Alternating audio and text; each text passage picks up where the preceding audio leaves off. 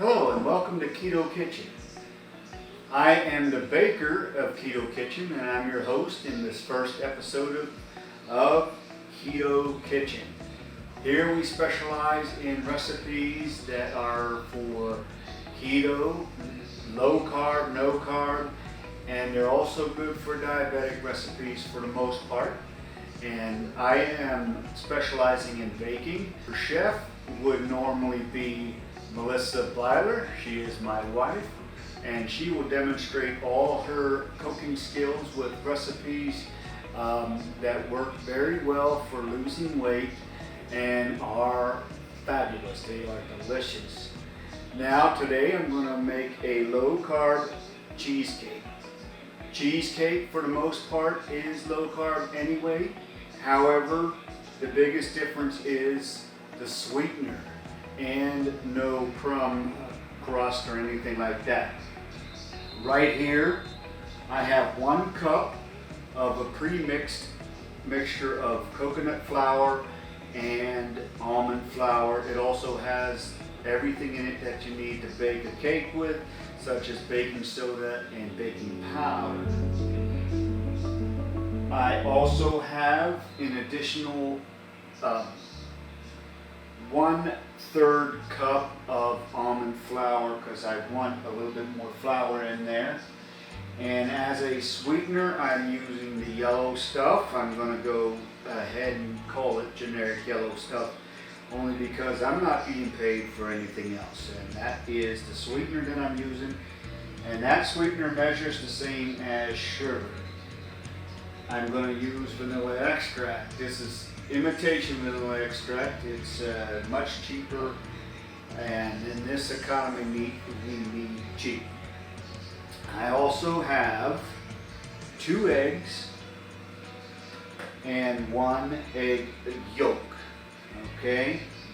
The other thing I'm using today to make it a cheesecake, cream cheese. I am using 2 8-ounce cream cheese, and I am using 6 ounces of a 1/3 cream cheese. Today I'm going to do a banana cream cheese cheesecake, and so I have my banana right there.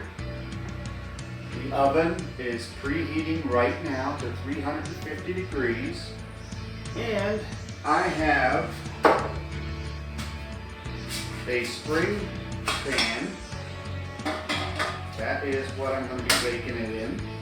The first thing I'm going to do is I'm going to grease that with canola oil cooking spray.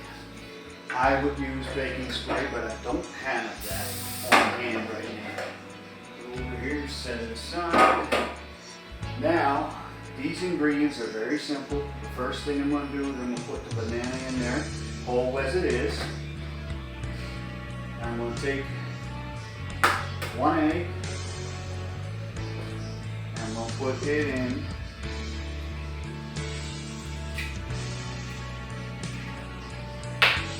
I'm going to take the second egg, put it in there.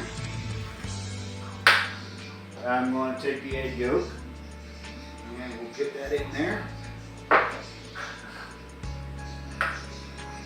Now I'm going to put a little vanilla extract in there. I don't measure that. Vanilla is added to the taste. That's one of the things about baking. Most of the ingredients have to be precise, such as baking soda and baking powder. Flour, on the other hand, does not have to be exact. Vanilla extract is one of those things that does not normally have to be exact. So I'm going to open this cream cheese. I'm going to drop the whole thing in there, just as it is. I'm going to wipe that off in a second. I'm going to do this other, and then I'm going to get my mixer. You can use a food processor if you want. I have a mixer available.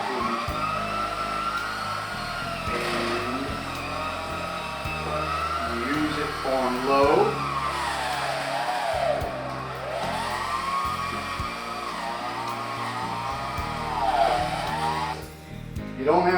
it so that it runs, but it's nice. Now this is the yellow sweetener from the yellow package, and it is my preferred choice for a sugar substitute. Now the almond flour, I will put that in. This is the mixture of almond flour, coconut flour. It has baking soda in it and baking powder as well. Put that in there. And as soon as that is well mixed, it will be ready for that spring pan that I have over there, all prepared. And now it looks like a marshmallow fluff. It's very fluffy right there, and it is ready for the pan. So that previously prepared pan that I have right here, just take the scraper, pour it into that pan.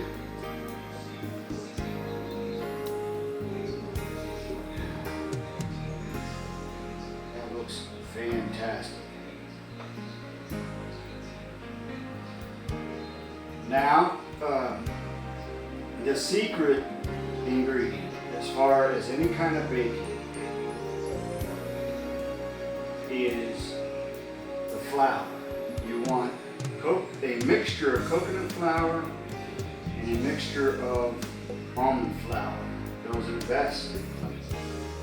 Another key to the keto recipes is the sweetener. With baking, you always want